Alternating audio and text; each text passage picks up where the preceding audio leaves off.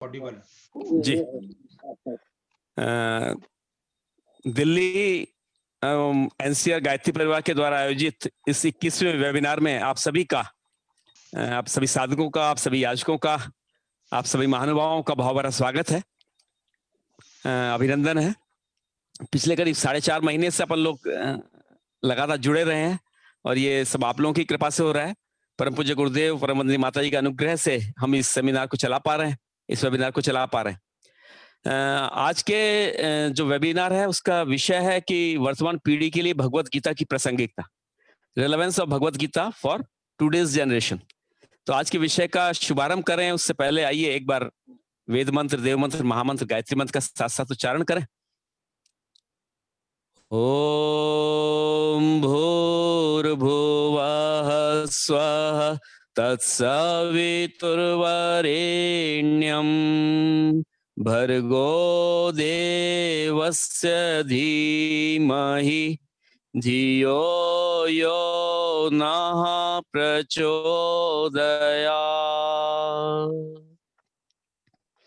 ओम गुरुर्ब्रह्मा गुरुर्विष्णु गुरुरेव महेश्वरः गुरुरेव परब्रह्म तस्मै श्री गुरवे नमः।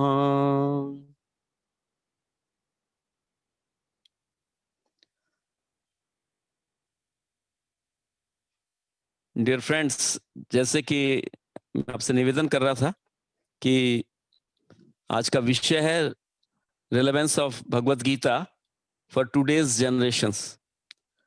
बड़ी महत्वपूर्ण विषय है और आज के इस विषय का प्रतिपादन करने के लिए हमारे बीच में एक डिस्टिंग्विश्ड पर्सनालिटी, आप उनको देखते भी रहे होंगे, डॉक्टर आशुतोष शांडिल्य हमारे बीच में।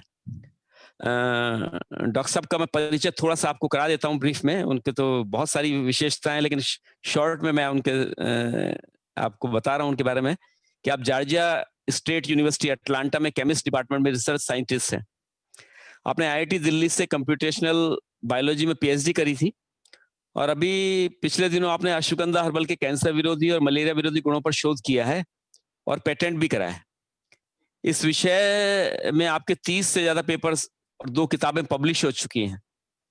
इंटरनेशनल कॉन्फ्रेंसेस में आप अनेकों बार बोल चुके हैं।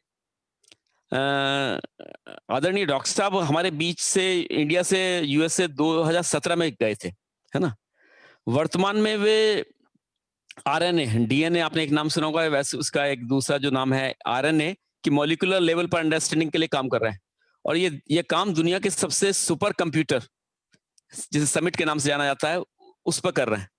एक बहुत बड़ा काम कर रहे हैं। तो डॉक्टर साहब का परिचय तो बहुत बड़ा है, मैंने आपको शॉर्ट में ब्रीफ किया है, लेकिन मैं आगे बात बढ़े, मैं डॉक्टर साहब से एक निवेदन जरूर करना चाहूंगा। डॉक्टर शांडिल्य, ये जो आप आरएनए के ऊपर काम कर रहे हैं इसको थोड़ा सा एक लेमन लैंग्वेज में हम सबको बताइए कि आप किस तरह का काम कर रहे हैं ये जो आरएनए के ऊपर काम कर रहे हैं, जिससे हम लोग आगे बढ़ सकें, आप किस काम को समझ सकें, प्लीज। बहुत सारे अनुपम शब्द दिए गए, उसका तो लाइफ नहीं, लेकिन चलिए आप सभी गुरुजनों के आशीर्वाद से मैं कुछ कोशिश करता हूँ। ये जो जीवन है उसमें 4 बहुत इंपॉर्टेंट चीजें हैं: प्रोटीन, कार्बोहाइड्रेट, फैट। ये जो प्रोटीन है ना, प्रोटीन ही सारे फंक्शन को करता है। एक सेल के अंदर करीबन 42 मिलियन प्रोटीन्स होते हैं और ये जो प्रोटीन काम कैसे करता है, जिसमें सिर्फ 20,000 प्रोटीन ही काम करते हैं। तो जो शरीर की जो बेसिक स्ट्रक्चर है, जो न्यूक्लियस होता है, न्यूक्लियस से डीएनए बनता है, जो डीएनए आप लोगों ने सुना होगा, और डीएनए जो है आरएनए को बनाता है, जो कि मैसेज करता है प्रोटीन को कि किसको क्या फंक्शन करना है। ठीक है, तो अगर आरएनए ना हो तो मतलब किसी प्रोटीन को पता नहीं होगा, और उसी प्रोटीन के समूह से जो है हमारी कोशिकाएं बनती है और बहुत सारे कार्य होते हैं। मतलब मैं लेमन भाषा में समझाने की कोशिश किया। और ये आरएनए बहुत इंपॉर्टेंट है। अगर आप आज देखें तो जो कोरोना वायरस है ये भी एक आरएनए ही है। और अनफॉर्चुनेटली जो ऐसा है कि सब लोग बहुत खुश हो रहे हैं कि चलो कोरोना की वैक्सीन आ गई, ये आ गया, वो आ गया। तो इतना खुश होने की जरूरत नहीं है। हम सब लोग को बहुत ज्यादा सुरक्षित रहने की जरूरत है, क्योंकि जो आरएनए होता है ना वो सिंगल स्ट्रैंडेड है। सिंगल स्ट्रैंडेड मतलब कि सिर्फ एक ही तरफ से है, तो उसका म्यूटेशन बहुत जल्दी से हो सकता है। म्यूटेशन मतलब कि वो अपने आप को परिवर्तित करता रहता है। जो वायरस है ना वो जीवित भी नहीं है और मृत भी नहीं है एक ही साथ। तो ये अपने आप को अपनी इच्छाओं के अनुसार म्यूटेट कर लेता है। तो अगर ये वैक्सीन बनी है, जो कि बड़े अच्छे सुन रहे हैं कि 90%, 95%, 97% की इसकी एफिकेसी है, लेकिन ये कभी भी बदल सकती है, क्योंकि ये इसका कभी भी दूसरा स्ट्रेन आ सकता है। तो ये आरएनए जो है, ये बहुत ही ज्यादा जरूरी है, और आजकल आरएनए बेस्ड मेडिसिन बन रहे हैं। आरएनए बेस्ड मेडिसिन में क्या होता है कि ये आपके लिए स्पेसिफिक मेडिसिन है, जो सिर्फ आपको ही काम आएगा। तो इस पर भी हम लोग कार्य कर रहे हैं। तो मोटा मोटी मैंने आपको समझाने की कोशिश करी कि आरएनए जो है वो जीवन का सार है, अगर ये ना हो तो फिर बड़ी दिक्कत हो जाए। जी। हाँ, बड़ी इंपॉर्टेंट काम कर रहे हैं इसके अलावा आप, है ना? चलिए, हमें भी गर्व है कि आप इतने इंपॉर्टेंट उस पे लगे हुए हैं। इससे क्या हम समझ सकते हैं कि हम लोग का फ्यूचर ज्यादा सिक्योर होगा? बिल्कुल, बिल्कुल, बिल्कुल, क्योंकि अब जो हम लोग इसको कहते हैं पर्सनलाइज्ड मेडिसिन, कि आप अच्छा, डीएनए के अकॉर्डिंग जो आप में या किसी में भी जो डिफेक्ट्स हैं, उसको वो पर्सनलाइज, क्योंकि हर व्यक्ति का जो जीन है, जो डीएनए है, वो अलग-अलग है। तो इस पर कार्य किया जा रहा है, और उम्मीद है कि नियर भविष्य में हम लोग इस पर और सफलता प्राप्त कर पाएँ। अच्छा, बहुत सुंदर। डॉक्टर साहब, मैं समझता हूँ कि आपको इंडिया में आप असिस्टेंट प्रोफेसर रहे थे। आपको इंडिया में भी और यूएसए में भी युवाओं के समस्याओं को देखने समझने का बहुत मौका मिला है। आपने भारतीय संस्कृति के आर्ष ग्रंथों को पढ़ा है, जैसे आपसे चर्चा में के अंदर पता चला। विशेषकर गीता का आपने गहन अध्ययन किया है, और आप बड़ी मेरे को आश्चर्य होता है कि आपने ये व्यस्तता में भी भारतीय संस्कृति के इन ग्रंथों को पढ़ने की रुचि कैसे जागृत हुई, है ना? और सबसे बड़ी बात ये कि इनके लिए समय कैसे मिल पाता है? ये थोड़ा-सा हम लोगों को बताएं, हम लोगों को भी प्रेरणा मिलेगी कि हम लोग इन आर्ष ग्रंथों को नए सिरे से पढ़ सके, गहराई से पढ़ सके। आप की बात-बात के अंदर गीता के श्लोक निकल आते हैं, उनका अर्थ निकल आता है। और अभी पीछे आज सुबह जब हम आज आपसे बात हो रही थी, तो आप बता रहे थे कि गुरुदेव के जो सारे सूत्र हैं, उनके लिए गीता में एक-एक श्लोक है। तो ये बड़ी बात है। तो आप थोड़ा-सा मुझे इसमें ब्रीफ करें सर। जी, मैं तो क्या कहूँ? देखिए, ऐसा है ना, इस बात को समझना बहुत ज़्यादा ज़रूरी है कि अगर आपका अपना बेस नहीं होगा, अगर आप अपने कल्चर से, अपने ट्रेडिशन से दूर जाएँगे, तो बहुत आसान है कि कोई दूसरा जो है आपको अपनी विचारधारा को थोप देगा। आज का युद्ध जो है ना, तलवार से, लड़ाइयों से नहीं होता। आज का युद्ध जो है, वो बौद्धिक युद्ध होता है, कि कौन अपनी जो विचारधारा है, कौन वो आपको थोप सके। तो जब आपके पास अपना बेस नहीं होगा, मैं आपके या जो आज के जो जनरेशन है, तो क्या होगा ना कि आप देखिए, हम लोग हिस्ट्री पढ़े, वो कहते नहीं है कि लाल किला से लेके, वो ताजमहल से लेके लाल किला पर खत्म हो गई। जबकि अगर हम देखें, तो हमारे यहाँ ऐसे-ऐसे मंदिर हैं, कैलाश मंदिर है, मतलब रामेश्वरम मंदिर है, मीनाक्षी टेम्पल है, मतलब ऐसी-ऐसी चीजें हैं, ऐसी-ऐसी कलाकारियां हैं कि हम लोग सोच भी नहीं सकते कि इतना बेहतरीन कार्य जो है, क्या कोई ह्यूमन कर सकता है। तो अगर हम अपने कल्चर को नहीं फॉलो करेंगे, अपने ट्रेडिशन को नहीं फॉलो करेंगे, अपने धर्म ग्रंथों को नहीं फॉलो करेंगे, जहां से हम पले बढ़े हैं, क्योंकि वो हमारे अकॉर्डिंग लिखी गई है। हमारे जो मनीषी थे, ऋषि थे, उन्होंने इसको अपने हम लोग के जीवन के अकॉर्डिंग बहुत अच्छे से समझाया है। तो आपको अपनी प्राथमिकताएं डिसाइड करनी होगी कि मेरे लिए क्या जरूरी है। मैं मानता हूं कि आज फिजिक्स पढ़ने से, केमिस्ट्री पढ़ने से नौकरी मिलती है, और भी बहुत सारी सुविधाएं मिलती हैं। लेकिन अगर हम ये ही नहीं पढ़ेंगे, अपने धर्म ग्रंथों को नहीं पढ़ेंगे, तो क्या होगा कि हम हमेशा गुलाम बने रहेंगे। आज आप देखें कि भारत के लोग बहुत अच्छा कर रहे हैं हर जगह, लेकिन क्या कोई कहीं लीडर बनता है? बहुत कम। क्यों? क्योंकि हमें फॉलो करने की आदत हो गई है। हम हमेशा यही मानते हैं कि भाई, अच्छा वो जो कह रहे हैं वो बहुत अच्छा है। इवन आजकल हमारे धर्म ग्रंथों में भी बाहर के मनीषी जो है बहुत अच्छा लिखे हैं, जो कि बुरी बात नहीं है, बहुत अच्छी बात है, हमें जानना चाहिए। लेकिन अगर जो हमारे मनीषी है, अगर हम उसको पढ़ें, तो मुझे लगता है कि हम ज्यादा साकार रूप में और सार्थक रूप में इसका प्रयोग कर सकते हैं। तो ये बहुत सब अच्छी बात है डॉक्टर। प्राथमिकताओं पर डिपेंड करता है कि आपकी प्राथमिकताएं क्या है। तो अगर प्राथमिकताएं ये तो बहुत निकालेंगे। अच्छी बात बता रहे हैं आपकी, लेकिन मुझे लगता है कि आर्ष ग्रंथों के बारे में विशेषकर गीता में आपका बहुत अध्ययन है ना? और गुरुदेव ने भी कुछ गीता के बारे में कहा है, कि उनका भी कुछ सोचना था गीता के बारे में। उन्होंने साधनाओं में कहीं ना कहीं गीता को अवश्य जोड़ा था। तो ये बहुत बड़ी बात है कि आपका एक मत है। आप मैंने देखा कि आप की वर्तमान पीढ़ी की जो समस्याएं हैं उनको गीता के माध्यम से सुलझाया जा सकता है। इस बारे में हम आपसे बात करेंगे। लेकिन मेरा आपसे कहना है कि आज की जो जनरेशन है वो बहुत ही इंटेलिजेंट है। है ना? आप समझते हैं, देखते हैं, आप तो रोज आपको वास्ता पड़ता होगा, और बहुत फोकस्ड है ना, अपने उसके लिए, अपने कैरियर के लिए, अपने मेटेरियलिस्टिक वर्ल्ड में वो जो मन में आता है, जो पाना चाहते हैं, उसके लिए वो सब कुछ झोंक देती है, अपने मतलब 100% लगाने का प्रयास करती है, क्योंकि मान्यता भी बन गई है कि भौतिक सुविधाओं से ही, जब प्रगति ही से ही सुखी हो जा सकता है। मतलब जो सुविधा है, जो आनंद है या सुख की खोज है, वो भौतिक सुविधाओं तक आ गई है। तो यही कारण है कि वो इसके लिए फिर नैतिक अनैतिक जैसा प्रश्न भी आज की युवा पीढ़ी के सामने बहुत बड़ा नहीं रह गया है ना। वो गेम के नियम तोड़ने में भी उसे कहीं गुरेज नहीं होता कि जिस गेम से को खेला जा रहा है उसको कैसे चलाना है। और लेकिन इसका फिर दुष्परिणाम भी मिलता है। आप देखते हैं आसपास के चारों तरफ कि जब मन माफिक सफलता नहीं मिलती, मिल गई तो ठीक है, नहीं मिली तो फिर हमारी युवा पीढ़ी बिल्कुल गहरे विषाद में चली जाती है, डिप्रेशन में चली जाती है, और कभी कभी तो ऐसा भी देखने में आता है कि सुसाइड अटेम्प्ट तक की अवस्था में चली जाती है। तो जीवन मतलब कैसे काम करता है, जीवन को कैसे संभालना चाहिए, हमारे कंट्रोल में क्या है, क्या नहीं है, वर्तमान जीवन की प्रत्येक समस्या का, उनके डायलेमा का उत्तर कहां से मिले, ये एक बड़ी विचित्र समस्या। और उत्तर मिले भी तो उनके सामने ये प्रश्न बन भी रहे हैं कि नहीं बन रहे हैं। इन सबको समझे बिना हम जीवन को कैसे चला सकते हैं? तो हमारा प्रश्न डॉक्टर साहब आपसे यही है कि why should today's generation study Gita और नो अबाउट इंडियन कल्चर? और आप तो अमेरिका में रहकर एक साइंटिस्ट होकर ये बात कर रहे हैं, तो इसका रिलेवेंस क्या है? तो आज की जो युवा पीढ़ी है और हम सब लोग इसको बिल्कुल जानना चाहेंगे कि क्या गीता आज भी रिलेवेंस है आज की युवा पीढ़ी के लिए, हमारी वर्तमान समस्याओं के समाधान के लिए? तो प्लीज हमें इस बारे में आप मार्गदर्शन दीजिए। जी, मैं तो क्या मार्गदर्शन दे पाऊंगा, लेकिन बड़ा ही सामयिक और प्रासंगिक प्रश्न पूछा है। और ये मेरी वाणी नहीं है, ये परम पूज्य गुरुदेव, जो युगदृष्टा परम पूज्य गुरुदेव श्री राम शर्मा आचार्य जो है, अगर आप देखें तो वो अपने प्रत्येक श्वास में गीता को जीते थे, और उन्होंने अपने जीवन में अनगिनत पुस्तकें लिखी। किंतु गीता विश्वकोश जो था उनका ड्रीम प्रोजेक्ट था।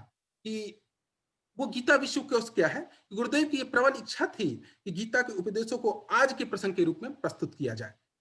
और उन्होंने समय समय पर इसके बहुत सारे निर्देश दिए, और आज जो है श्रद्धेय डॉक्टर परम पंड्या और जो उनकी टीम है उस पर बहुत बड़ा काम कर रही है। आप अखंड ज्योति में देखेंगे कि पिछले विगत 30 सालों से जो है इस पर कुछ न कुछ चर्चाएं आती रहती हैं। तो ये मेरी कोई वाणी नहीं, मेरा कोई विचार नहीं है, मैं तो उन्हीं चीजों को प्रतिपादन कर रहा हूं। तो आपने अगर अक्सर देखा होगा, गुरुदेव ने अपनी वाणी में और हमें उनके विचारों में हमेशा ही गीता के उपदेश को सरल रूप में, क्योंकि ऐसा है कि बहुत सारे लोग पढ़े लिखे नहीं हैं और बहुत सारे लोग संस्कृत नहीं पढ़े हैं, तो वो ना समझ नहीं पाते हैं। तो उसको बहुत ही आसान भाषा में हम लोगों को गीता के सूत्र दिए। गीता में 700 श्लोक हैं, जिसमें करीबन 650 श्लोक जो है भगवान श्री कृष्ण ने दिए, और एक एक श्लोक उतना ही इंपॉर्टेंट है, और इसको समझना बहुत ही जरूरी है। तो गुरुदेव ने, जैसे देखिए मैं आपको एक एग्जांपल दूंगा, गुरुदेव ने कहा है कि जो जैसा सोचता है और करता है वो वैसा ही बन जाता है। तो जब भी मैं गीता पढ़ता हूं ना, तो और गुरुदेव के विचार का मनन करता हूं, तो बड़ा ही सुंदर तारतम्य दिखता है। जब उन्होंने कहा, और मैं ऐसे ही गीता के करीबन 17वें अध्याय के तीसरे श्लोक को पढ़ रहा था, कहा कि श्रद्धा मयोयम पुरुषः यस श्रद्धा स एव सः, यह श्रद्धा स एव सः, कि जो श्रद्धा, यानी यहाँ विचार के लिए कहा गया है कि जो जैसा विचार करता है वो स एव स, वो वैसा ही बन जाता है। गीता के अगर आप 12वें अध्याय के 17वें, 18वें, 19वें श्लोक को देखें, भगवान ने कहा है कि समः शत्रौ च मित्रे च तथा मानापमानयोः शीतोष्ण सुख दुःखेषु समः संग विवर्जितः तुल्य निंदास्तुतिर्मौनी संतुष्टो येन केनचित् अनिकेतः स्थिरमतिर् भक्तिमान में प्रियो नरः। अनिकेत क्या कहा? संतुष्टो येन केनचित्, और क्या कहा? तुल्य निंदा स्तुतिर्मौनी, निंदा और स्तुति में आप एक जैसे करें। समः शत्रौ च मित्रे च, शत्रु और मित्र के साथ भी। तो गुरुदेव ने भी उसको आसान भाषा में क्या कहा कि प्रसन्न रहने के दो ही उपाय हैं, आवश्यकताएं कम करें और परिस्थितियों के साथ तालमेल बिठाएं। संतुष्टो येन केनचित्, कि आप किसी भी प्रकार से अपने आप को संतुष्ट करें। तो हो सकता है कि सब लोग गीता में इन सारी चीजों को ना समझ पाएं, लेकिन गुरुदेव ने उसको बहुत सरल भाषा में बड़ी आसानी से हम सब लोगों को उपलब्ध करा दिया। तो हम लोग आभारी ही हैं, और मतलब इस बात को, उनके बातों को आगे प्रतिपादन करें और इस पर चर्चा करें। तो जो आपका, तो मैं बस ये कहना चाह रहा था कि ये कोई मेरी वाणी नहीं है, ये तो गुरुदेव की प्रेरणा मिली कि आज हम लोग इस पर चर्चा करें। तो बड़ा ही सामयिक और प्रासंगिक प्रश्न है कि आज के नवयुवक, या नवयुवक ही नहीं, कोई भी लोग जो है गीता ही को क्यों पढ़ें और गीता का रेलेवेंस क्या है? देखिए, हमारे यहाँ बहुत सारे भाष्य लिखे गए, जैसे अभी प्रोफेसर साहब कह रहे थे कि विनोबा भावे का भाष्य है और बाल गंगाधर तिलक ने लिखा, महात्मा गांधी ने लिखा, बहुत सारे लोगों ने लिखा। इस बात में कोई दो राय नहीं कि जो ये गीता श्री कृष्ण अर्जुन का संवाद है, इसका युद्ध से कोई लेना देना नहीं है, वो एक बस सांकेतिक है, ठीक है? तो उसमें क्या है कि हमको ये समझना होगा गीता कहती क्या है, गीता कहती क्या है। ऐसा है कि अगर आप कोई सामान लेने जाते हैं, कोई भी चीज खरीदते हैं, कोई इंस्ट्रूमेंट खरीदते हैं, कोई दवा लेते हैं, तो उसके साथ ना एक मैनुअल मिलता है, एक इंस्ट्रक्शन बुक मिलती है, और वो क्या जी। कहती है कि भाई और उस मैनुअल को पढ़ने से क्या होता है कि आप उसके फुल पोटेंशियल को इस्तेमाल कर सकते हैं और बढ़िया से बढ़िया जी सकते हैं। मुझे एक बड़ी हास्यप्रद घटना याद आती है। मेरे एक मित्र थे, अमेरिका से उन्होंने एक लैपटॉप लिया, और लैपटॉप लिया, यहाँ बड़ा अच्छा चल रहा था। भारत गए, उन्होंने उसको लगाया और वो लैपटॉप जल गया। अरे विकट परिस्थिति हो गई, जल गया। तो कहा कि अब क्या किया जाए, तो अब मैनुअल पढ़ते हैं। मैनुअल पढ़े और उसमें पहली लाइन लिखी हुई थी, read before it's uses. Read तो तो हुआ कि रीड बिफोर इट इज, हुआ क्या कि अमेरिका में 110 वोल्ट पर लैपटॉप चलता है और भारत में 220 वोल्ट पर लैपटॉप चलता है, अच्छा अच्छा अच्छा तो वो डायरेक्ट 220 वोल्ट मिल गया। तो अच्छा। तो आजकल क्या हो रहा है ना कि हम लोग कहते हैं गीता तो है 60 साल की उम्र पढ़ेंगे, और गीता क्या कहती है कि जीवन कैसे जिए। तो रीड बिफोर, अच्छा अच्छा। तो सबसे पहले हमें उसको पढ़ेंगे, तब हमें जीवन जीने की कला पता चलेगी। तो उसमें क्या लिखा है, कैसे लिखा है, इसको भगवान ने हर एक श्लोक में बहुत ही अच्छे से, देखिए ये जो मैनुअल होता है ना, इससे आप किसी भी चीज के फुल पोटेंशियल को जान सकते हैं। आप इसका बहुत सारा एग्जाम्पल देखे होंगे कि आजकल के जो बच्चे होते हैं घर में मम्मी पापा से जिद करते हैं कि पापा मुझे ना एक लैपटॉप चाहिए। अच्छा जी साहब, ठीक है बेटा, लैपटॉप तो है ही। नहीं नहीं नहीं, मुझे तो वो खास फीचर वाला लैपटॉप चाहिए। क्या लैपटॉप है भाई? तो उसमें करीबन 8 GB मेमोरी होनी चाहिए, 1 TB हार्ड डिस्क होना चाहिए, 4 GB का ग्राफिक कार्ड होना चाहिए। तो मेरा एक सिंपल प्रश्न है, क्या आपको ये पता है कि वो क्या काम करता है? क्या आपने उसके लिए मैनुअल पढ़ा? कोई मैनुअल नहीं पढ़ा। तो और क्या है कि अगर आप सिंपल लैपटॉप लेते हैं, जो सेलेरॉन लैपटॉप लेते हैं, जो 1 GB सिर्फ मेमोरी का है, मैं थोड़ा विषयांतर नहीं होना चाह रहा, मैं बता रहा हूं कि मैनुअल का क्या उद्देश्य है, मैनुअल क्या पर्पस सॉल्व करता है। तो अगर आपको नहीं पता हो तो क्या होता है ना, अगर आप लैपटॉप में सिर्फ वर्ड पे काम करते हैं, पावर पॉइंट पे काम करते हैं, कुछ मूवी देखते हैं और इंटरनेट पे काम करते हैं, मेरे ख्याल से ज्यादातर लोग सिर्फ इतना ही काम करते हैं, तो उसके लिए 1 से 2 GB मेमोरी बहुत ज्यादा सफिशियंट है। और आपके लिए 100 से 150 GB जो हार्ड डिस्क है वो काफी ज्यादा है। अगर आपको सिनेमा रखना है तो आप अलग से हार्ड डिस्क ले सकते हैं। तो अब क्या अच्छा। हुआ कि जो 10 से 12 हजार की चीज थी, उसके लिए आपने 60 से 70 हजार रुपए खर्च किए। क्यों? क्योंकि आपने मैनुअल नहीं पढ़ा। तो मैनुअल पढ़िए, मैनुअल से जो है आप उसके फुल पोटेंशियल का इस्तेमाल कर सकते हैं, और तब जो है आप उसके बारे में आगे जान सकते हैं। तो गीता का ये रेलेवेंस, मतलब मैं क्या कहूं, गीता एक मैनुअल है जिसको हम जितनी बार पढ़ेंगे उतनी बार अपने जीवन को और अच्छे तरीके से जी सकते हैं। अरे वाह! ये तो बहुत जोरदार बात है। अक्सर मैं इंटरप्ट कर रहा हूँ कि मतलब आपकी बात ये तो बड़ी बिल्कुल हिला देने वाली बात है कि ये गीता को आप कह रहे हैं कि गीता मैनुअल है, लाइफ का मैनुअल है, जी लाइफ ऑपरेटिंग मैनुअल है। जी। हैं? ये बहुत बड़ी बात है। मतलब उसके अंदर पूरे जीवन की विधा छिपी है। तो आपके हिसाब से मतलब वर्तमान जीवन के भी एक-एक सूत्र उसके अंदर मिल सकते हैं। एक एक आप ये कहना सूत्र चाह आप जैसा भी सोचें, हर जगह बस यही है, हमें मनन करने की जरूरत है। देखिए गीता जो है ना, इसको मैं एक बात बताना चाहता हूँ, ये धर्म ग्रंथ है ही, मैं इसमें कभी मैंने दो राय नहीं है, लेकिन साथ ही एक साइंटिफिक ग्रंथ है। और साइंटिफिक क्यों मैं इसको कह रहा हूं, क्योंकि साइंस क्या कहता है, you question it and then you do the experiments and then you decide. अगर आप गीता में देखें, भगवान ने अंत में 18वें अध्याय के 63वें श्लोक में कहा कि इति ते ज्ञानम आख्यातम गुह्यात गुहितरम मया, कि देखो अर्जुन, मैंने तुम्हें जितनी भी गुह्यात सीक्रेट से सीक्रेट बातें थी वो मैंने तुम्हें बता दी। और उसके बाद कहा विमृश्येद पद से ना, ऐसा नहीं कहा कि मेरी बात मान लो, जैसे अब्राहमिक ग्रंथ धर्म ग्रंथों में होता है कि भाई ये कमांडमेंट्स हैं, 10 लोगों को ये रूल फॉलो करना है, ऐसा करना है, वैसा करना है, ऐसा नहीं करोगे तो तुम्हें हेल होगा और पता नहीं बहुत सारी चीजें होंगी। नहीं, कहा विमृश्येद पद से ना, इस पर शब्द को विचार कीजिए, विमृश्येद पदशेषेण, कि विचार करो, मनन करो, बार बार पढ़ो और बार बार सोचो। विमृश्येद बहुत अच्छे। पदशेषेण यथेच्छसि तथा कुरु, और जैसी इच्छा होती है वैसा करो। ये अच्छा, ऐसी अच्छा। फ्रीडम कहीं नहीं मतलब मिलती। पूरी स्वतंत्रता भी है कि आप उसको कहाँ से, जैसा आपकी वृत्ति हो, जैसे संस्कार हो, वैसे आप उसे अडॉप्ट करेंगे। इसलिए मैंने हर कहा एक के अलग। ये जो साइंटिफिक मैनुअल है, मतलब आपको बहुत। ये फ्रीडम दी गई है। आप जो भी चर्चा करते हो, जो भी करते हो, इस पर सोचो, विचार करो, गणन करो, गहन मनन करो, और तब जैसा लगे। लेकिन उन्होंने सिर्फ बात ऐसे नहीं कह दी, ये बात उन्होंने 18वें अध्याय के 63वें श्लोक में कही है। तो मतलब जब गीता संपूर्ण हो गई, इसके पहले उन्होंने समझा। बहुत कुछ दिया है।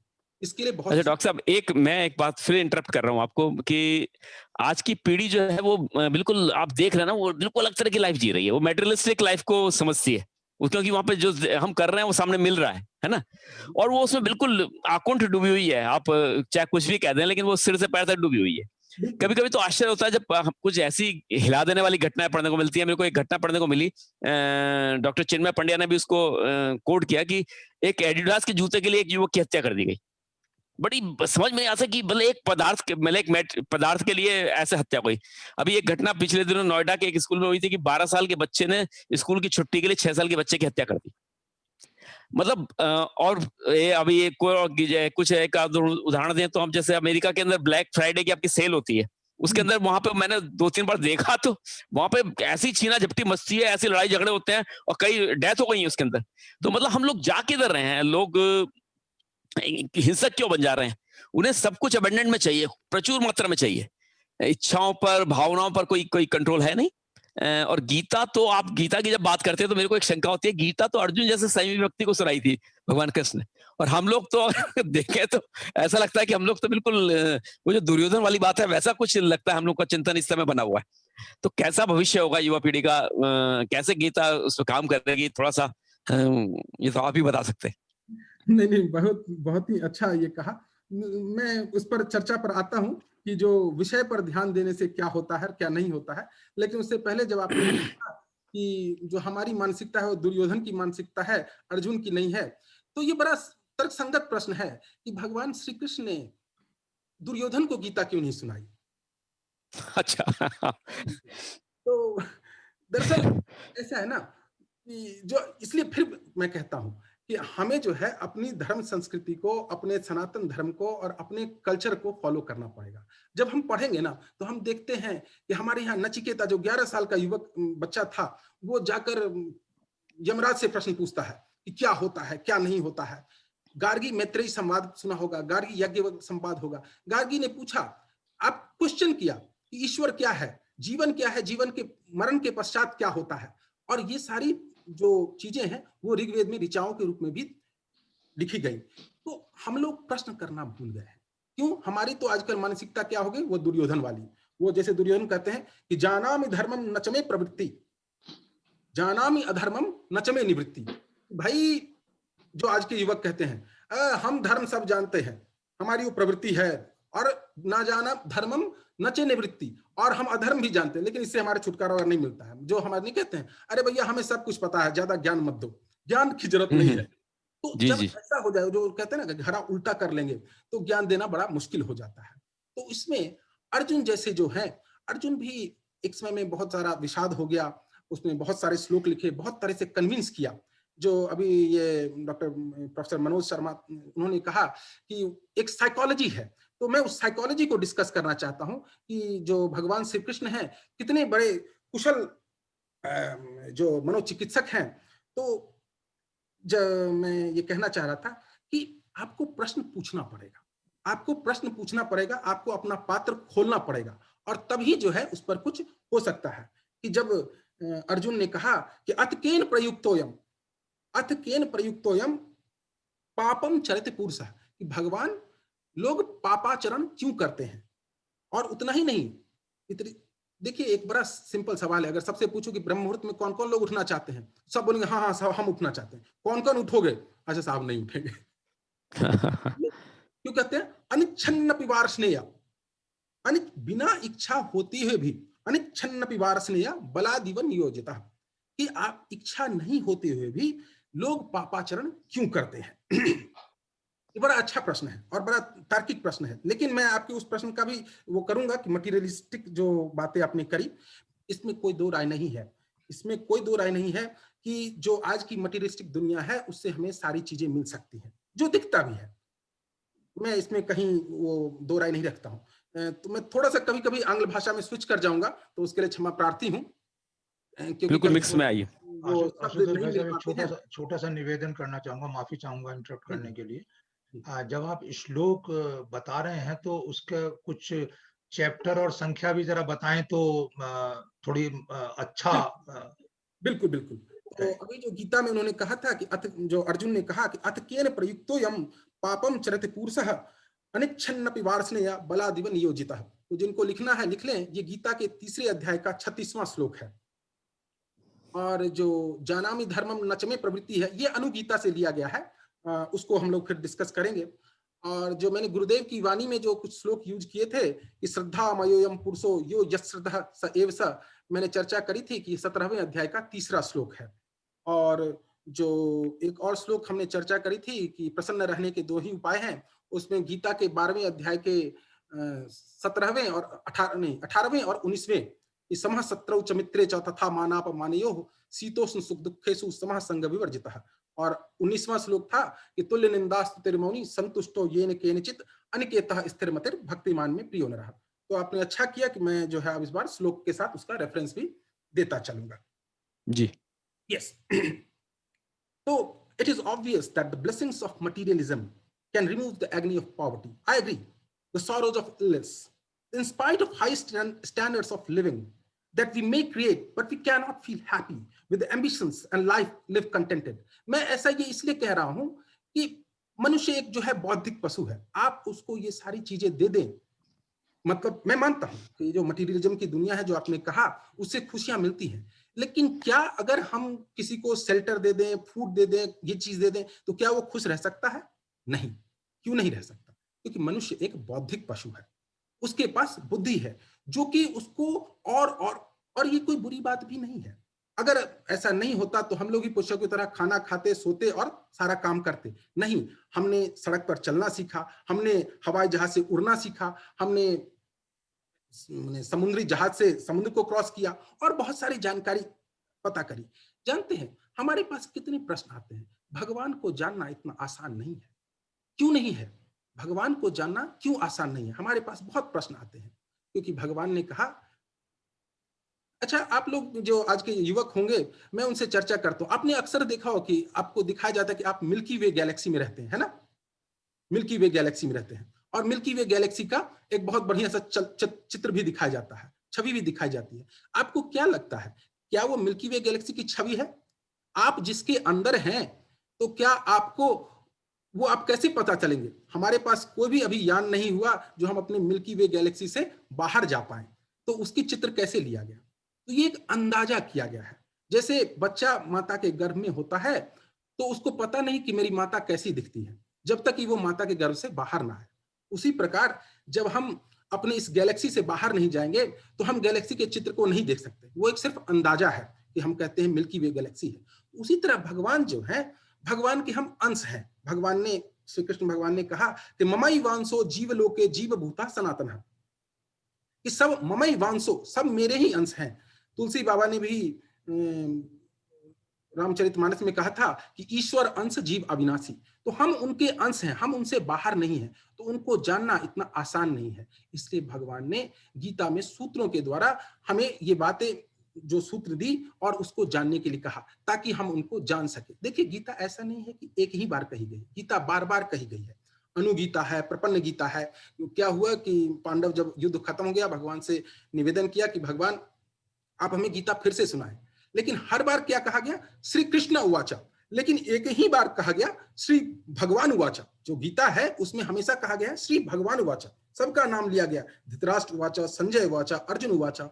लेकिन उसके साथ क्या कहा गया? श्री भगवान उवाचा, क्योंकि ये सीधी भगवान की वाणी है। भगवान ने बहुत आसान से सूत्रों में जो है हम लोग को बहुत सारे सूत्र दिए हैं, उस पर हम लोग अभी चर्चा करते हैं। जैसे अभी भाई साहब ने पूछा कि जो ये मटीरियलिस्टिक दुनिया है, इससे युवक को कैसे वो हो, मतलब छोटी छोटी चीजों के लिए वो हो जाता है। तो मैंने जो अभी चर्चा करी कि देखिए ये जो गीता है ना, ये नॉट ओनली नवयुवक, ये हम सबको डायरेक्टली बात करती है। जो हमारे बहुत सारे तरह के प्रॉब्लम हैं, जो कहते हैं ना इम्पॉसिबल एस्पिरेशंस, बहुत लोगों को होता है कि अच्छा भैया हम ये कर लें, जो कि संभव है या नहीं है वो तो बाद की चीज है। अनएंडिंग डिजायर्स, उनकी इच्छाएं अनंत हो रखी हैं, डिसइल्यूजनमेंट हो रखा है, कंफ्यूज्ड हो रखे हैं, और जो self delusion of materialism in life, जो कहते हैं कि अच्छा मटेरियलिज्म से हमें सब कुछ मिल सकता है। जैसा कि मैं पहले चर्चा कर रहा था कि मनुष्य एक बौद्धिक प्राणी है, आप उसको सिर्फ ये कुछ मटेरियलिस्टिक चीजें देकर जो है आप कुछ देर के लिए क्षणिक रूप से उसे खुश कर सकते हैं। जो मैं ये कहूं, ये सिर्फ 1/3 खुशी होगी, बाकी जो 2/3 खुशी है वो जो हमारा बुद्धि है, वो बार बार जो प्रश्न को जानना, भगवान को जानना, और जो और भी जो प्रश्न, बहुत सारे प्रश्न, उसको जानने में खुशी मिलती है। तो mere having food, shelter, they won't give you the lifelong happiness। तो भगवान जो है, भगवान एक बहुत बड़े साइकोलॉजिस्ट है। आप देखिए उन्होंने क्या कहा कृष्ण को, जब विषाद योग में वो तरह तरह के सूत्र देते रहे, कहा भैया मुझे युद्ध नहीं करना, ऐसा युद्ध करने से क्या होगा, और क्या कहा कि नहीं इससे तो हमें पाप लगेगा, और जिनके लिए हम जीत रहे हैं इससे ये होगा, बहुत सारी बातें दी। मैं उसमें सारे श्लोक पर नहीं जाना चाहूंगा क्योंकि फिर बहुत ज्यादा समय लग जाएगा। बस मैं आप जिनको इच्छा है तो वो जो है 32वें श्लोक से 47वें श्लोक तक जो है मतलब अर्जुन विषाद योग में, उसमें प्रश्न पूछ सकते हैं। बड़ा ही लॉजिकल आर्गुमेंट दिया है अर्जुन ने, लेकिन भगवान क्या है, एक बड़े ही कुशल मनोचिकित्सक है। उन्होंने कहा उसको तब तक बोलने दिया जब तक वो थक न जाए। जब उसके सारे प्रश्न हो गए तब फिर उसी तर्कों को, उसकी तर्कसंगत फैलेसी को उन्होंने दिखाया। कैसे दिखाया? तो जो एक, और आज का जो प्रोफेशनल साइकोलॉजिस्ट है वो भी इस बात से अग्री करता है कि लेट हिम स्पीक, जितनी बोले, जितना भी बोले, और तब उसके बाद जब वो आगे उसके फैलेसी को देखता है तब उसे समझ में आता है कि भाई मतलब अच्छा हमें क्या गलती थी। तो जो आज का यूथ है उसको एक नया आदर्श चाहिए, जो ऐसा कि गुरुदेव ने कहा कि आज के परिप्रेक्ष्य में गीता की तर्क संगतता को चर्चा करें। तो the youth of our country is experiencing today the need of an ideal that can supply consistent motivation, जो लगातार मोटिवेट करता रहे आज के प्रासंगिकता में। तो I totally agree, it is natural for youth to have a plan, to an irresistible urge to act, an energy to work। बहुत ज्यादा एनर्जी है, वो बहुत, जैसा प्रदीप राव भाई साहब ने कहा कि वो नियम कानून को भी नहीं मानना चाहता। वो कहते हैं नहीं, हमको किसी तरीके से एक्ट करना है। तो क्या एक्ट करेंगे, कैसे करेंगे? तो टू चैनलाइज, जो उसमें उतनी ऊर्जा है, जो युवकों में इतनी ऊर्जा है, तो to channelize this resources they must be trained to study the problem of life and to evaluate each of them correctly। क्या हम उसको, उनको जो जीवन के जो प्रॉब्लम है, क्या उसको जानने के लिए उसको इवेल्युएट कर पा रहे हैं? अगर हम सिर्फ फिजिक्स, केमिस्ट्री और बायोलॉजी या फिर और भी ऐसी चीजें पढ़ रहे हैं तो हम सारे प्रॉब्लम को, जीवन के प्रॉब्लम को इवेल्युएट नहीं करेंगे। तो for that, to understand or evaluate the all the problems correctly, this call for a mental balance। आपके mental balance की जरूरत है to arrive at potentially creative judgments and constructive conclusion, and this know-how is explained exhaustively in Bhagavad Gita। जो ये सारी चीजें हैं कि प्रॉब्लम्स को कैसे जड़ से पकड़ें, उसको समझें और फिर उसकी चर्चा करें, तो इस बात को गीता में बहुत ही अच्छे तरह से, बहुत ही विशद रूप से इस पर चर्चा करी गई है। तो आइए कुछ, मैं आज इस पर एक ही श्लोक पर जो है मतलब चर्चा करूंगा विशेष, और ये मेरे बहुत करीब है श्लोक। क्यों करीब है तो मैं इस पर कभी अपनी अभी चर्चा करता हूं कि भगवान कृष्ण ने जो आत्मनिग्रह है, मन का निग्रह, सेल्फ कंट्रोल, इस पर बहुत ज्यादा जोर दिया। And has given techniques to those who are seekers. He indicates how a man falls and decays when he has no self control.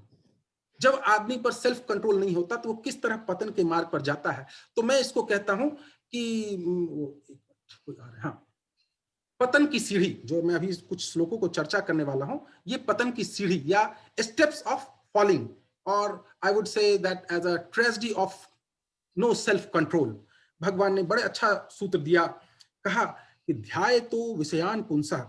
ये गीता का दूसरे अध्याय का 62वां और 63वां श्लोक है, जिस पर आज हम लोग चर्चा करेंगे, जो चाहे लिख सकते हैं कि ध्याय तो विषयान पुंसः संगस्तेषु पजायते संगात संजायते कामः कामात् क्रोधो भिजायते क्रोधात् भवति सम्मोहः सम्मोहात् स्मृति विभ्रमः स्मृति भ्रंशात् बुद्धिनाशो बुद्धिनाशात् प्रणश्यति। ध्यायतो विषयान पुंसा, बड़ा बड़ा अच्छा ये दिया है कि ध्यायतो विषयान पुंसा, अगर आप किसी विषय पर ध्यान करते हैं, अगर आप किसी विषय पर ध्यान करते हैं, ध्यान करना कोई दिक्कत नहीं, वहां पर सेल्फ कंट्रोल कर लिया, बात खत्म हो जाएगी। लेकिन फिर क्या होता है, संगस तेजु, मुझे पानी दे देना थोड़ा सा, की आवाज आ रही है, म्यूट कर दे रहा हूं। तो कहा क्या, संगस तेजु पजायते। तो मैं आपको एक स्टेप ऑफ लैडर बताता हूं कि सबसे पहले क्या होता है, constant thinking of material objects, ये पहला स्टेप है। दूसरा क्या हो गया, जब आपने बहुत बार सोचा तो उसे क्या होगा, अटैचमेंट हो गई, और अटैचमेंट से क्या हो गया, डिजायर हो गया, डिजायर से क्या हुआ, एंगर, गुस्सा आ गया। जो कहते हैं संगात संजायते कामा कामात क्रोधो भी जायते, और फिर क्रोध से क्या हो गया, डिल्यूजन, और फिर उसके बाद क्लाउडेड मेमोरी, और जब क्लाउडेड मेमोरी हो गई, आपके मस्तिष्क में आवरण चढ़ गया, तो फिर क्या हो गया, डिस्ट्रक्शन ऑफ इंटेलेक्ट, और जब इंटेलेक्ट ही डिस्ट्रक्ट हो गया तो इंडिविजुअल पेरिशेस। मैं इसका आपको बहुत सारे एग्जांपल देता हूं, श्लोक के साथ एक एक चीज समझिएगा कि देखिए, मनुष्य जो है ना, और किसी भी पशु से भिन्न सिर्फ इसलिए है क्योंकि उसके पास सोचने की क्षमता है, वो ये सोच पाता है कि क्या सही है और क्या गलत है, और उसको डिफरेंशिएट कर पाता है।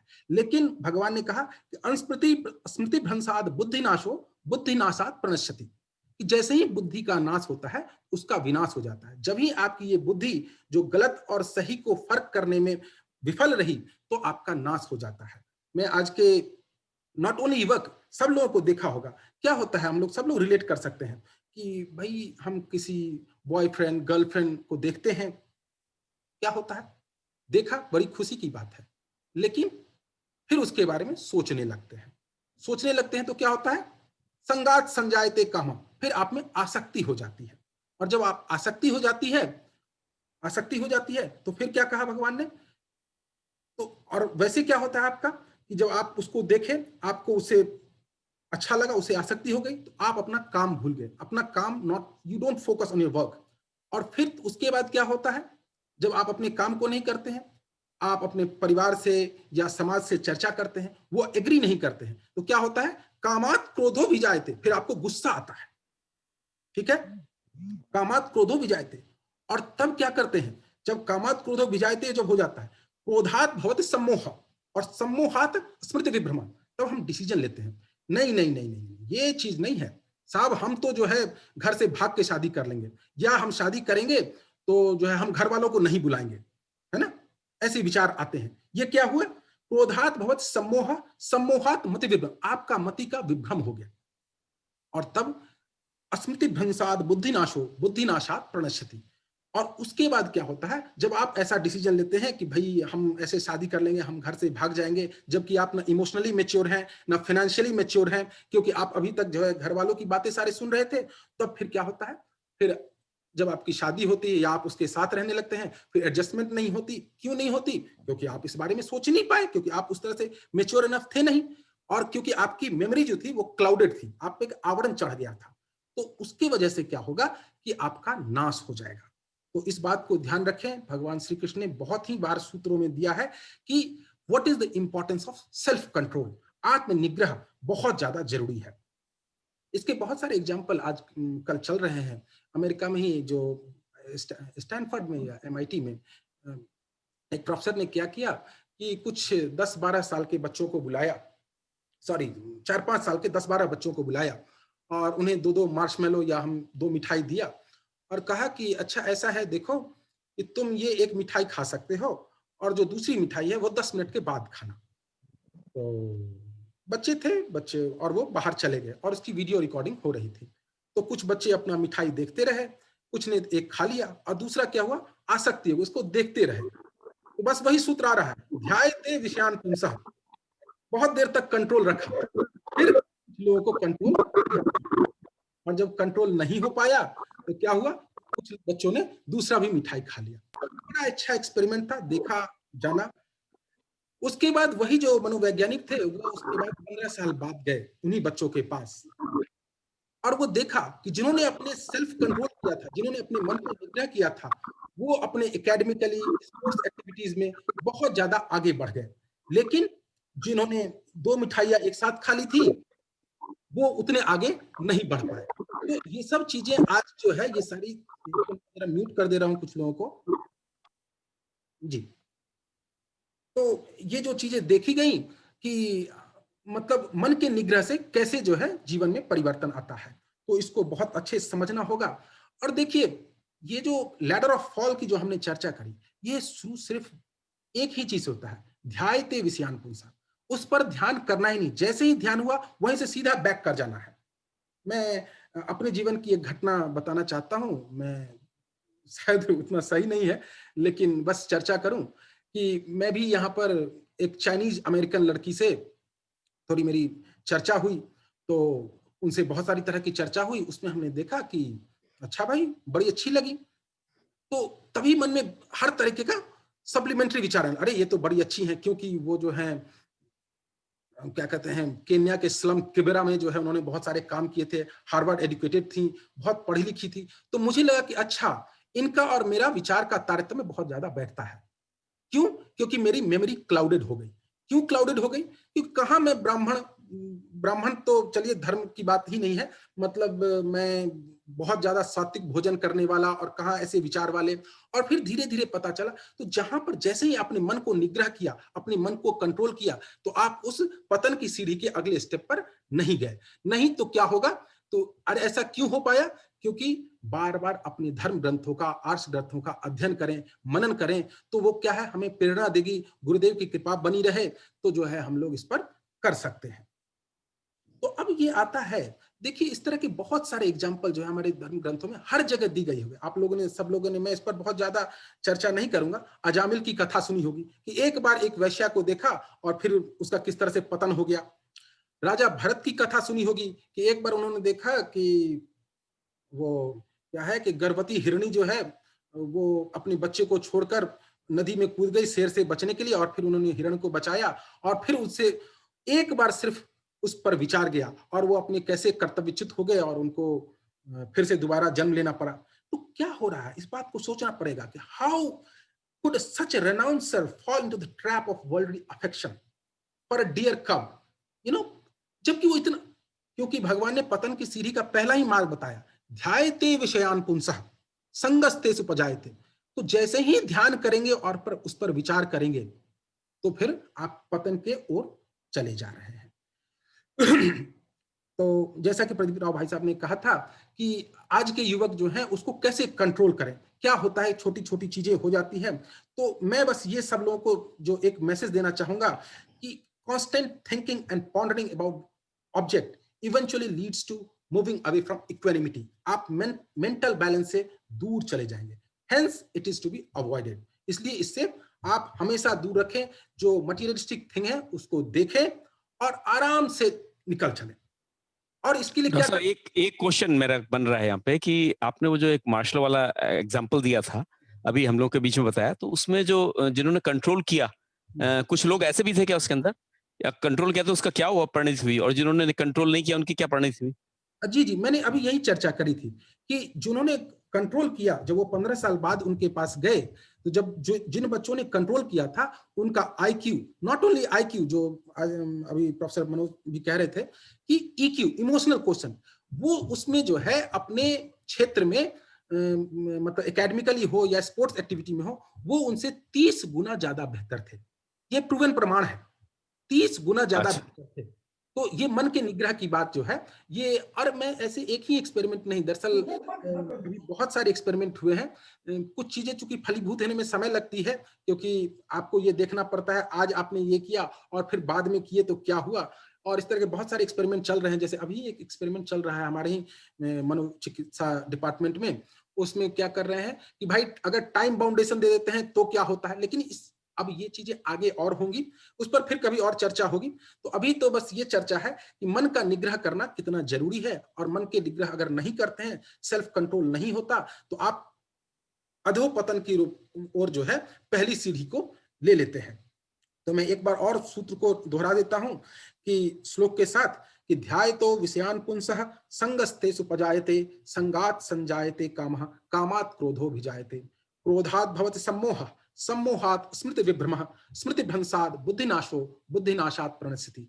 इसको एकदम गांठ बांध लीजिए कि constant thinking of material objects leads to attachment, attachment leads to desire, desire leads to anger, anger leads to delusion, and delusion leads to clouded memory, and clouded memory leads to destruction of intellect, and once the intellect is destructed, individual perishes. क्योंकि हमने हमेशा पहले भी कहा कि मनुष्य को जो पशु से हम अलग करता है हमारी ये फैकल्टी, जो बुद्धि, जो कि कह सकती है कि सही और गलत में फर्क क्या है। तो इस बात को हम लोग सूत्र को सीखे, जाने, लेकिन अब प्रश्न आता है कि इसका सॉल्यूशन क्या है। ये तो स्टेप्स ऑफ लैडर भगवान ने बताया, तो how exactly is self control helpful, what really are the benefits of self control. आज के अपेरेंटली जो आज के युवाओं को लगता है भाई ये तो बड़ी अजीब सी बात है, भाई it's foolish not to do what exactly you feel, why should you follow rules to curb the urges of mind, to deny the free thinking of intellect, right. मतलब ये मतलब हम क्यों अपने लाइफ को उसके अकॉर्डिंग, नियमों के अकॉर्डिंग फिक्स करें। अगर नहीं फिक्स करें तो क्या होगा। तो जैसा कि बताया, जो मार्शमैलो एक्सपेरिमेंट दिया गया, तो क्या होगा, आप उस पतन की सीढ़ी की ओर चले जाएंगे। और वो कंट्रोल करने के लिए भगवान ने बड़ा अच्छा सूत्र दिया है कि राग, ये गीता का दूसरे अध्याय का 64वां श्लोक है, जो उसका उत्तर है फर्दर, कि राग द्वेष वियुक्तैस्तु विषयानिन्द्रियैश्चरन् आत्मवश्यैर विधेयात्मा प्रसाद मदि गच्छति। बड़ा अच्छा श्लोक है। इसमें कहा कि man of self control moves freely among the objects.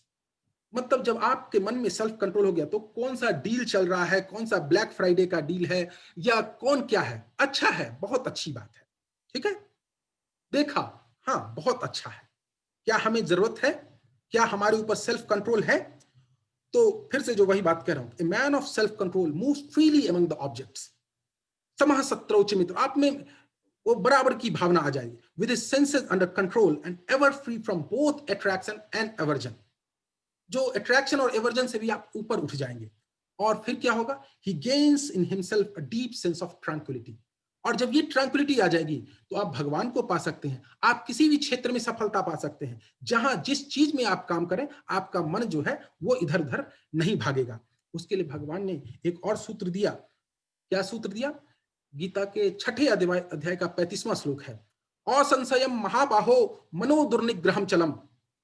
असंशयम महाबाहो मनो दुर्निग्रहम चलम, कि निस्संदेह अर्जुन, मन जो है बहुत चंचल है, इसको कैसे करे कंट्रोल, कैसे करे कंट्रोल।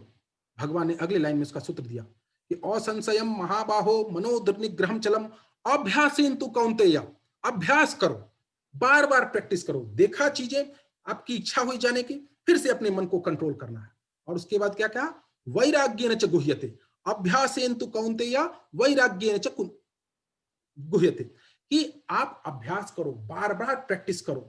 जब बार बार प्रैक्टिस करेंगे तो ये अपने आप हो जाएंगे, आपको सोचना नहीं पड़ेगा। जब मैं वेद पढ़ना शुरू किया तो उसमें बड़े उदात्त और अनुदात्त हुआ करते थे कि कब ऊपर चढ़ाना है, कब नीचे चढ़ाना है। सिंपल संस्कृत तो पढ़नी आती थी, बड़े अच्छे से पढ़ लेते थे, ये समझ में नहीं आया कि कैसे ऊपर नीचे होएगा। लेकिन जब प्रैक्टिस किया, बार बार प्रैक्टिस किया, तो ये अपने आप हो जा रहा है, एकदम फ्लो में आ जा रहा है, कभी सोचना नहीं पड़ता। तो ये प्रैक्टिस करेंगे तो मन के निग्रह करने के लिए। और दूसरी जो सूत्र दिया कि वैराग्येन च गुह्यते, कि उसके आउटपुट से अपने आप को विराग ले लो। मैं बहुत सिंपल सी बात है, आपने देखा होगा कि बच्चे होते हैं घर में प्रैक्टिस करते हैं, बड़ा अच्छा सवाल का जवाब देते हैं। द मोमेंट आप उनको टाइम बाउंडेशन दे दो या कह दो कि अच्छा ये एग्जाम क्वेश्चन एग्जाम में आएगा, या एग्जाम में जाते हैं तो बहुत अच्छा परफॉर्म नहीं करते हैं। क्यों? कि वो अपने आप को उस रिजल्ट से एसोसिएट कर लेते हैं। तो उस रिजल्ट से एसोसिएशन नहीं लेनी है, उसे डिसोसिएशन करना है, अपने आप को उससे विराग करना है।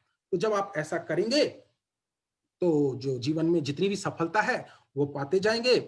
और मैं समझता हूं कि मैंने अपनी बातों को कुछ हद तक रखा एक सूत्र के रूप में, और इस पर बहुत सारी चर्चाएं चल सकती हैं और भी कर सकते हैं हम लोग, इस पर और भी प्रश्न को ले सकते हैं। तो मैं अपनी वाणी को विराम देता हूं। तो चलिए भगवान। चलिए, बहुत सुंदर डॉक्टर साहब, एक फार्मूला तो आपने जीवन का दे दिया हम लोगों को आज 62वें और 63वें श्लोक के माध्यम से, जो अध्याय 2 का है, कि जब हम किसी विषय पे ध्यान करते हैं तो उससे आसक्ति होती है, आसक्ति से डिजायर, इच्छाएं पैदा होती हैं, और इच्छाओं से क्रोध, और क्रोध से फिर सम्मोह, और सम्मोह से मति विभ्रम पैदा होता है, और फिर बुद्धि का नाश हो जाता है। और बुद्धि का नाश हो गया, वो विनाश के रास्ते पे चल पड़ता है। ये बहुत अच्छा सूत्र हम लोगों को मिल गया है, बिल्कुल मैं तो इसे लिख के रख लूंगा। तो मेरा तो लगता है कि बहुत अच्छी एक प्रैक्टिस करने के लिए सूत्र मिला है, हम इसे विशेष जीवन के लिए अपना सकते हैं। डॉक्टर साहब, क्या इससे हमारी जो भौतिक जीवन की सफलता है उस पर असर पड़ेगा? ये सारी जो चर्चाएं थी ये यही था कि आप जब आत्मनिग्रह करते हैं तो भौतिक जीवन में कितनी सफलताएं मिलती हैं, जो मार्शमैलो एक्सपेरिमेंट दिखाया गया, और जो भगवान ने जो लास्ट में क्या कहा कि राग द्वेष वियुक्ता नाम विषयानिंद्रियश्च चरण आत्मवश्यैर विधेय आत्मा प्रसाद मदि गच्छति। क्या कहा? ही gains in himself a deep sense of tranquillity. जब आपके मन में शांति हो जाएगी तो सिर्फ ईश्वर ही नहीं, जो मटेरियलिस्टिक दुनिया में जो लोग हैं वो सारे मटेरियलिस्टिक गेन कर सकते हैं, क्योंकि आपका माइंड जो है वो सेल्फ कंट्रोल में आ जाएगा, और फिर आपका डिस्ट्रैक्शन बिल्कुल नहीं होगा। जो डिस्ट्रैक्शन नहीं होगा तो आप किसी भी सफलता को बहुत आसानी से प्राप्त कर सकते हैं। बहुत सुंदर, बहुत सुंदर। मुझे गुरुदेव का इस विषय में एक कथन याद आ रहा है कि उन्होंने बोला कि उनसे प्रश्न पूछा गया था कि मन मानता नहीं है, तो उन्होंने कहा कि बेटे प्यार से बहलाकर यदि इसे समझाया जाए तो ये फौरन मान लेता है। और फिर उन्होंने थोड़ी कठोर बात भी बोली, उन्होंने ये बोला कि मन के सारे सुख केंद्र नष्ट कर दो, जैसे स्वादु वस्तुओं का भोजन, बार बार भोजन करना, गपशप करना, गाना सुनना, ये सारी बातें जो भी हम लोग को डिस्ट्रैक्ट करती हैं, और धीरे धीरे सावधानी से छोड़ते चले जाओ। केवल 3 सात्विक केंद्र बनाए रखो ध्यान के लिए। उन्होंने बोला कि एक तो आत्मज्ञान संबंधी पुस्तकों का स्वाध्याय, जिसके लिए आप आर्षग्रंथों के शायद स्वाध्याय की बात कह रहे हैं, है ना, और दूसरा उनका मेडिटेशन, ध्यान, और तीसरा उन्होंने बोला कि मनुष्य जाति की सेवा। तो इन 3 माध्यम से हम अपने आप को इस रास्ते पे आगे बढ़ा सकते हैं। मेरा इस विषय में कहना है कि डॉक्टर साहब ने एक बहुत सुंदर एक सुंदर आख्यान हम लोग के सामने रखा है, हमारे प्रश्नों का उत्तर भी दिया है। तो किसी के मन में कोई प्रश्न उठता है तो डॉक्टर साहब हमारे बीच में है, अभी हमारे पास 5-6 मिनट हैं, 7 मिनट हैं, तो कोई प्रश्न कर सकते हैं।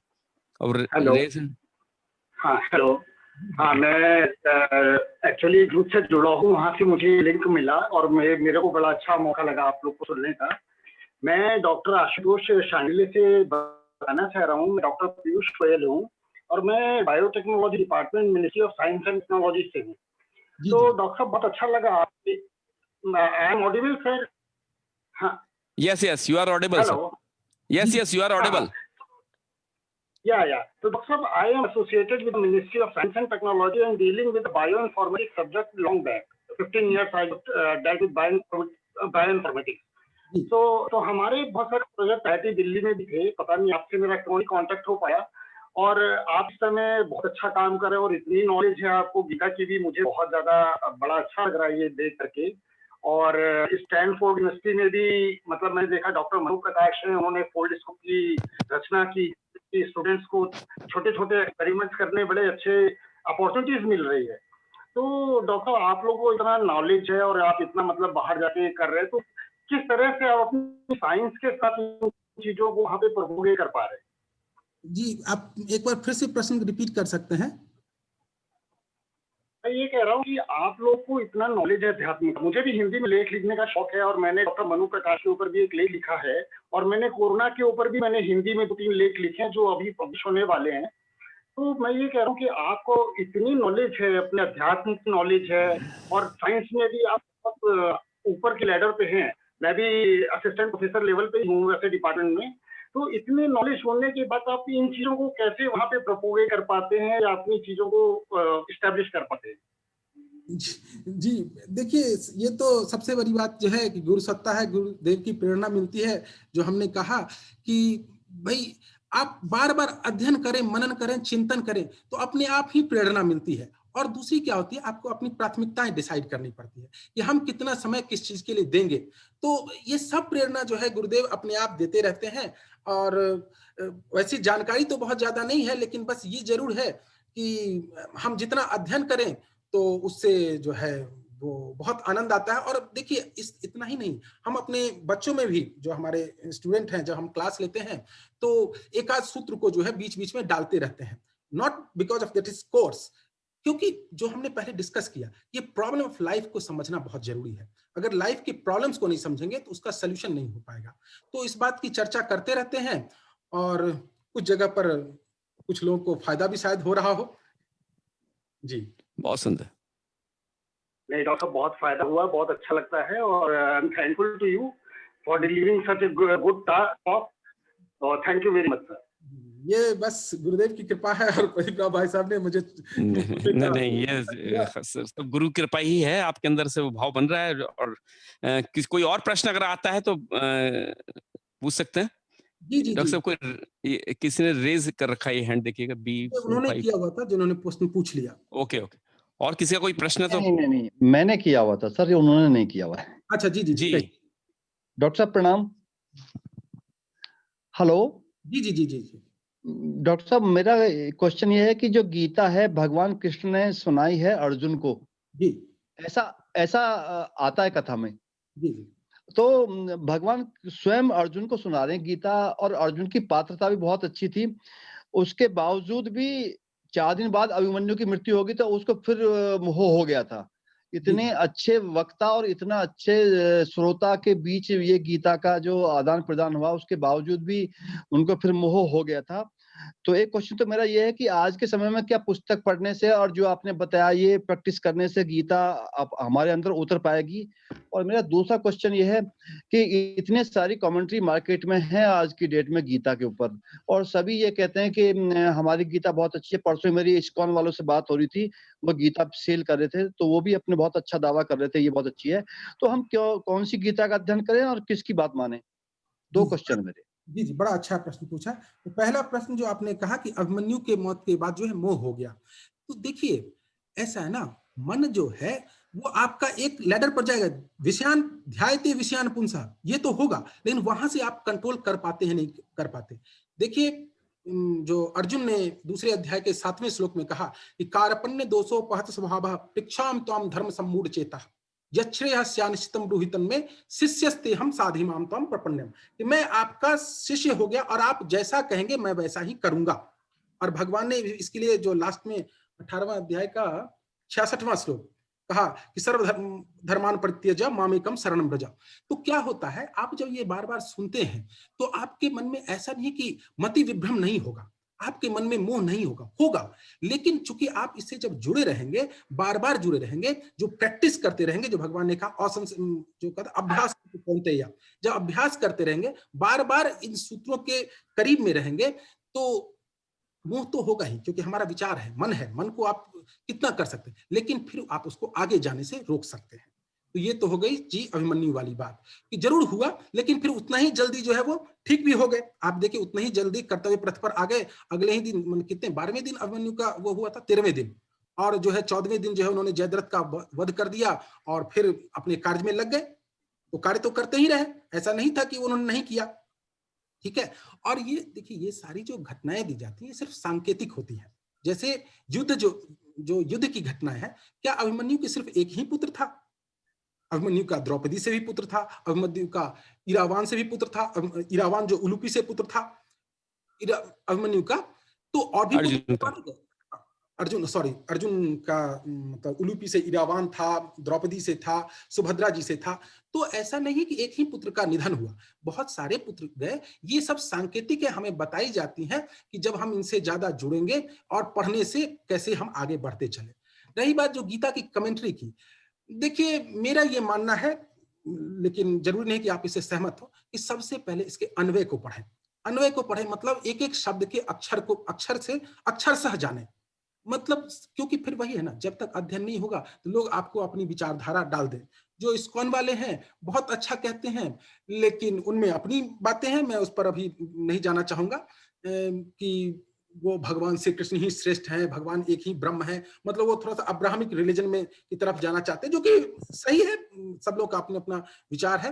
तो मैं ये कहूंगा कि जो साधक संजीवनी स्वामी राम सुखदास जी ने लिखी है, या जयदयाल गोयनका ने गीता तत्व विवेचनी, मतलब उसमें क्या किया है ना कि अपनी बातें नहीं थोपी है, उसमें अक्षरशः एक एक शब्द का अन्वय किया हुआ है, फिर अपने विचार दिए हुए हैं। तो शुरुआत यहां से कर सकते हैं, और फिर जैसा जिसमें आपकी रुचि हो, कि कर्म रहस्य में हो तो आप बाल गंगाधर तिलक को पढ़ें, और मतलब जिसमें फिर आपकी इवन बहुत simple commentary doctor CV Raman ने भी लिखी है, अंग्रेजी में लिखी है, बहुत अच्छी पुस्तक है, बेसिक लेवल पर स्टार्ट करने के लिए वहां से कर सकते हैं। बाकी ये तो अपनी अपनी रिक्वायरमेंट है, जैसा अच्छा लगे। लेकिन अगर पढ़ना है तो सिंपल गीता प्रेस की कोई पुस्तक जिसमें शाब्दिक अर्थ दिए हुए हैं वो पढ़ें, तो पढ़ना आएगा और पढ़ने के बाद उसका अन्वय आएगा, और अन्वय के बाद फिर जब आप बार बार पढ़ेंगे तो आपके विचार पैदा होंगे। जी जी, धन्यवाद प्रोफेसर। जी जी, जी। आशुतोष भैया को सबसे पहले तो बहुत बहुत साधुवाद इतनी अच्छी विवेचना के लिए और इतना अच्छा मर्म समझाने के लिए। और दूसरी बात, मैं आपकी बात को आशुतोष भैया थोड़ा सा आगे बढ़ाते हुए, जो अभी आप बता रहे थे कि इस प्रश्न के उत्तर में आप बता रहे थे, मैं थोड़ा सा एक ऐड करना चाह रहा था, यदि आप सहमत हों, कि 14वें अध्याय में भी केशव ने इसी बारे में कहा है कि सत्व, रज और तम गुण से जो है वो कभी वो ऊपर हो जाता है, कभी वो ऊपर हो जाता है, और कभी तम जो है वो सत्य को ढक लेता है, जिसकी वजह से हम जो है अपने गुणों की खान होते हुए भी उसके चपेट में आ जाते हैं और उस उतार चढ़ाव को जो है वो झेल पाते हैं। बिल्कुल बिल्कुल बिल्कुल सही बात, बिल्कुल। मैं इसके लिए आप कहें तो मैं श्लोक भी दे दूं, लेकिन चलिए हम उस पर चर्चा तो आप सभी मनीषियों का बहुत बहुत धन्यवाद, विशेषकर डॉक्टर आशुतोष शांडिल्य जी, आप आए और इतना अच्छा व्याख्यान आपने हमको दिया, और गीता पढ़ने की अभिरुचि भी मेरी तो जागृत हुई है दोबारा से कि मैं एक बार पढ़ूं। मैं अभी तक डॉक्टर पंड्या जी ने जो भाष्य किए थे मैं वही पढ़ रहा था। राम सुखदास जी का जो गीता भाष्य है वो मेरे को किसी ने गिफ्ट में दिया था, लेकिन मैंने खोल के नहीं देखा तब तक, लेकिन अब आपने कहा है तो मैं आज से जरूर पढ़ूंगा। और इस फिर किसी उसमें नए विषय के साथ, गीता के नए सूत्र के साथ आपके साथ मुलाकात होगी, मैं ऐसा निवेदन करता हूँ। आइए, आप सभी का साधुवाद और